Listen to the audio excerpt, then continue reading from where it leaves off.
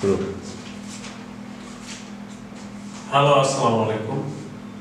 Sorry. Hello students, welcome to contest academy care. কেমন আছো সবাই? আজকে তোমাদের ট্যাগ কোশ্চেনের পার্ট 3 এবং তোমাদের রুলসের শেষ ভিডিও ট্যাগ কোশ্চেনের। এরপরে আমরা বোর্ড কোশ্চেন সলভ করব কিছু। দেখো, তো রুল নাম্বার 13 সংক্ষিপ্ত রূপ। কিছু সংক্ষিপ্ত রূপ আছে যেগুলো স্টুডেন্টদের বুঝতে খুব সমস্যা হয়। দেখো, আই এন্ড অ্যাপোস্ট্রোফ ডি যদি থাকে, এটা দুইটা জিনিস হইতে পারে। একটা হলো উড, আই উড, আর একটা হলো আই হ্যাড।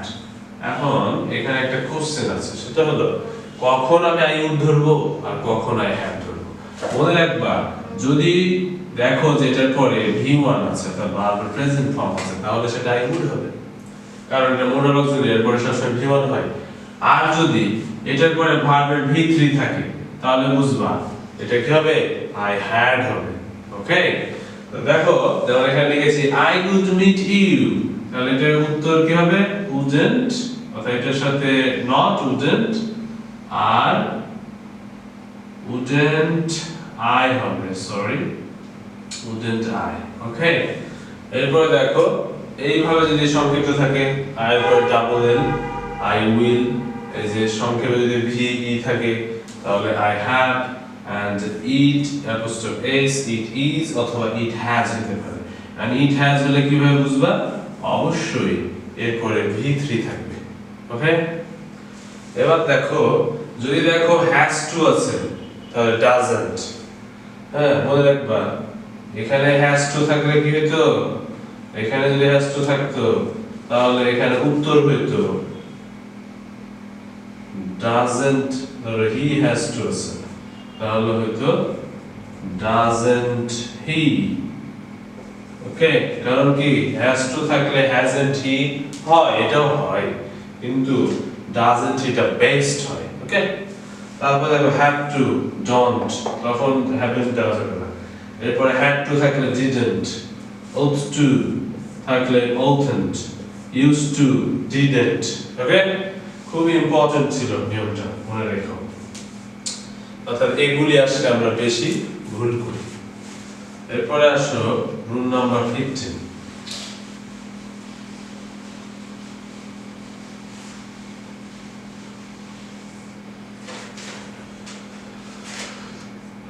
রুল নাম্বার 15 এ তোমাদের যেটা প্রবলেম হবে, the pose, the pole, the reach,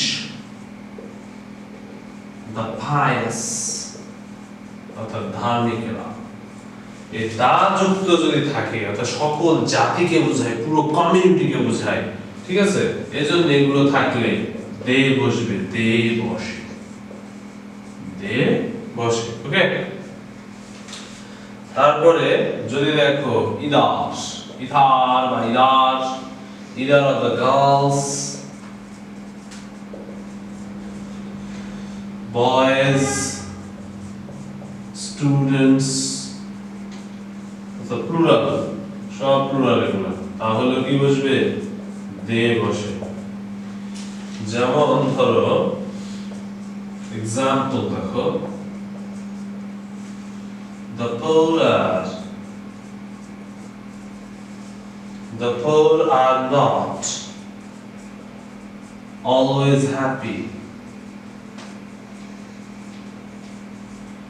the poor are not always happy, তাহলে এখানে কি বসাবো, are they, the poor are not always happy, তাহলে এখানে বসবে are they, কারণ the poor এর জন্য they। এরপরে neither of the girls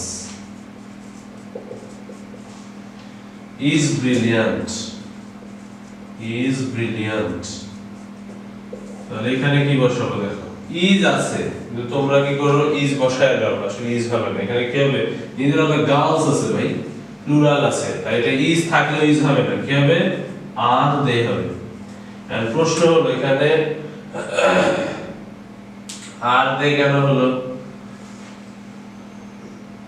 ঠিক আছে, কারণ এই যে বললাম যে প্লুরাল হয়ে গেল, গার্লস বলেছে, অনেকজন বলেছে, তার জন্য এখানে ইজেন্ট বা ইজেন্ট হবে না, ঠিক আছে, এখানে কি হবে, আরএন্ট হবে। ওকে, মনে রেখো। তাহলে আবার বলি, the poor, the rich, the pious থাকলে দে হবে, either of the girls, boys, students থাকলে দে হবে। ওকে, এই যে এই অনুযায়ী হয়েছে। Thank you. এরপরে দেখো রুল নাম্বার 16।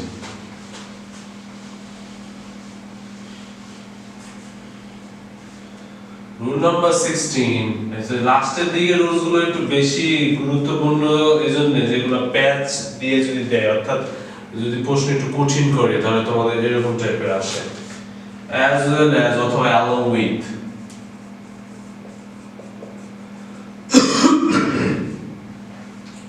দ্বারা সেন্টেন্স থাকলে প্রথম সাবজেক্ট ধরে ট্যাগ করতে হয়। as well as এবং along with থাকলে বা দ্বারা সেন্টেন্স থাকলে প্রথম সাবজেক্ট ধরে ট্যাগ করতে হয়। যেমন ধরো, he goes to school along with his friends. He goes to school along with his friends. তাহলে এখানে কি হবে, goes আছে, তাই না? তাহলে কি বলা হয়েছে, প্রথম সাবজেক্ট ধরে, অর্থাৎ এটাই ধরে করতে হবে প্রথম অংশটা। doesn't he, কখনোই এই পাশে লাস্টের ধরে করবে না, প্রথম অংশ, তাহলে along with দিয়ে শুরুতে যেটা যে সাবজেক্ট, এই সাবজেক্টকে ধরবে এবং এই ভার্বকে ধরে করবে। ওকে, এটা ছিল রুল নাম্বার আমাদের 16।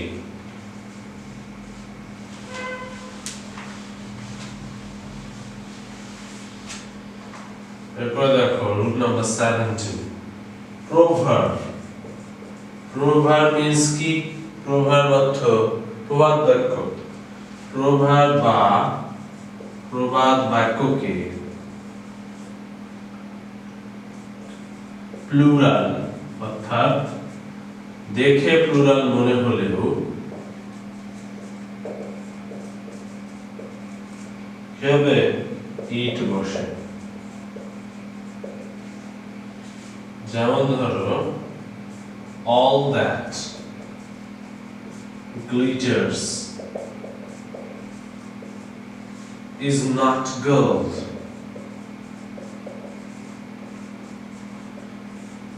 All that glitters is not gold. তাহলে আমরা কি বসাবো, is। Okay, sorry, all that glitters is not gold. ওকে, এখানে আমরা বসাবো হলো is it।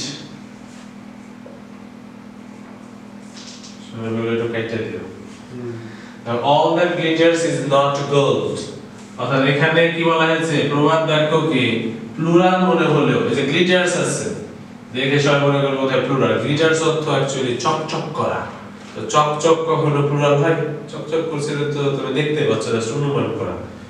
তো এই জন্য এটা ইজ ইট, এই যে গ্লিটার্স অর্থাৎ স্বর্ণ, স্বর্ণ চকচক করলে শোনা হয় না, মানে কোনো কিছু চকচক করলে শোনা হয় না, এটা বুঝাইছে।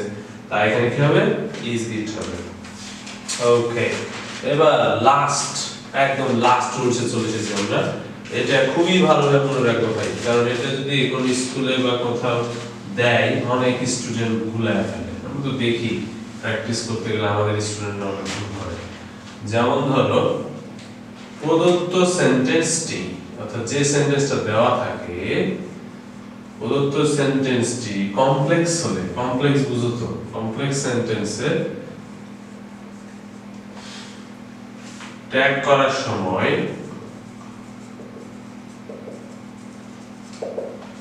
প্রিন্সিপাল ক্লজের ট্যাগ হয়। মনে রাখো, প্রিন্সিপাল ক্লজ,